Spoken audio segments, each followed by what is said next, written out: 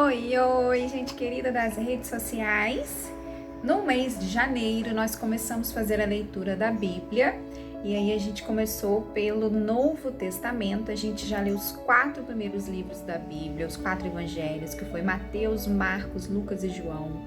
Recentemente a gente terminou o 5º livro, que foi o livro de Atos dos Apóstolos. E agora hoje a gente vai iniciar o 6º livro, que é a Carta de Paulo aos Romanos. Então, bora lá saber o que conta aqui pra gente sobre a carta aos Romanos que Paulo enviou. Vamos juntinhos. Capítulo 1. A boa notícia para todos. Eu, Paulo, servo de Cristo Jesus, escrevo esta carta.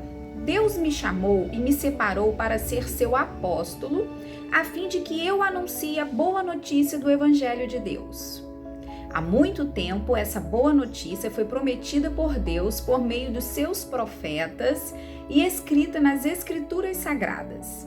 Ela fala a respeito do Filho de Deus, o nosso Senhor Jesus Cristo, o qual, como ser humano, foi descendente do rei Davi.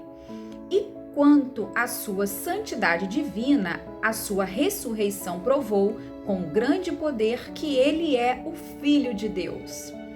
Por meio de Cristo, Deus me deu a honra de ser apóstolo no serviço de Cristo para levar pessoas de todas as nações a crerem em Cristo e a serem obedientes a Ele. Entre essas pessoas estão vocês que moram em Roma, a quem Deus tem chamado para pertencer a Jesus Cristo.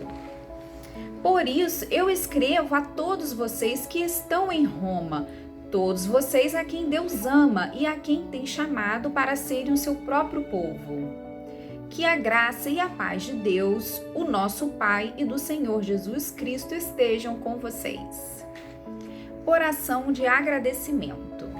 Em primeiro lugar, por meio de Jesus Cristo, dou graças ao meu Deus por todos vocês, pois no mundo inteiro se ouve falar a respeito da fé que vocês têm. Eu sirvo a Deus com todo o meu coração, anunciando a boa notícia a respeito do seu Filho. Deus é testemunha de que digo a verdade. Ele sabe que eu sempre lembro de vocês e oro por vocês. E peço a Deus que, se for de sua vontade, Ele faça com que agora eu possa ir visitá-los. Pois eu quero muito vê-los, a fim de repartir bênçãos espirituais com vocês para fortalecê-los. Quer dizer, para que nos animem uns aos outros por meio da fé que vocês e eu temos. Meus irmãos, quero que saibam que muitas vezes resolvi ir visitá-los, mas fui impedido até agora de fazer isso, pois eu gostaria que o meu trabalho produzisse resultados entre vocês também, como tem acontecido entre os outros não-judeus, pois é meu dever pregar a todos, tanto aos civilizados como aos não civilizados, tanto aos instruídos como aos sem instrução. E é por isso que eu quero anunciar o Evangelho também a vocês que moram em Roma. O poder do Evangelho. Eu não me envergonho do Evangelho, pois ele é o poder de Deus para salvar todos os que creem, primeiro os judeus e também os não-judeus. Pois o Evangelho mostra como é que Deus nos aceita, e é por meio da fé do começo ao fim. Como diz as Escrituras Sagradas, viverá aquele que, por meio da fé, é aceito por Deus. É o mesmo que o justo viverá pela fé. A culpa da humanidade. Do céu, Deus revela sua ira contra todos os pecados e todas as maldades das pessoas que, por meio das suas más ações, não deixam que os outros conheçam a verdade a respeito de Deus. Deus castiga essas pessoas porque o que se pode conhecer a respeito de Deus está bem claro para elas, pois o próprio Deus que lhes mostrou isso. Desde que Deus criou o mundo, as suas qualidades invisíveis, isto é, o seu poder eterno e a sua natureza divina, têm sido vistas claramente. Os seres humanos podem ver tudo isso nas coisas que Deus tem feito e, portanto, eles não têm desculpa nenhuma. Eles sabem quem Deus é, mas não lhe dão a glória que ele merece e não lhe são agradecidos. Pelo contrário, os seus pensamentos se tornaram tolos, e a sua mente vazia está coberta de escuridão. Eles dizem que são sábios, mas são tolos.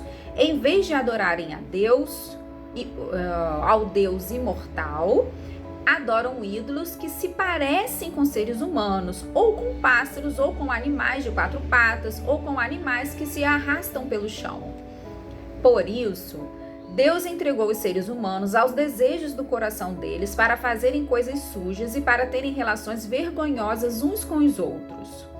Eles trocam a verdade sobre Deus pela mentira e adoram e servem as coisas que Deus criou, em vez de adorarem e servirem o próprio Criador, que deve ser louvado para sempre. Amém.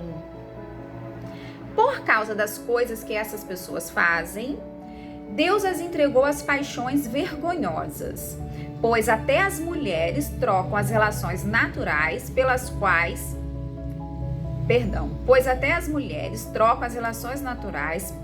que são contra a natureza. E também os homens deixam as relações naturais com as mulheres e se queimam de paixão uns pelos outros. Homens têm relações vergonhosas uns com os outros e por isso recebem em si mesmos os castigos que merecem por causa dos seus erros. E como não querem saber do verdadeiro conhecimento a respeito de Deus, Ele entregou os seres humanos aos seus maus pensamentos, de modo que eles fazem o que não devem. Estão cheios de todo tipo de perversidade, maldade, ganância, vícios, ciúmes, crimes de morte, brigas, mentiras e malícias. Caluniam e falam mal um dos outros. Têm ódio de Deus e são atrevidos, orgulhosos e vaidosos. Inventam maneiras de fazer o mal, desobedecem aos pais, são imorais, não cumprem a palavra, não têm amor por ninguém e não têm pena dos outros. Eles sabem que o mandamento de Deus diz que aqueles que fazem essas coisas merecem a morte, mas mesmo assim continuam a fazê-las e, pior ainda, aprovam os que fazem as mesmas coisas que eles fazem. E assim a gente concluiu o capítulo 1 do livro de Cartas aos Romanos. Até a próxima, pessoal. Deus os abençoe.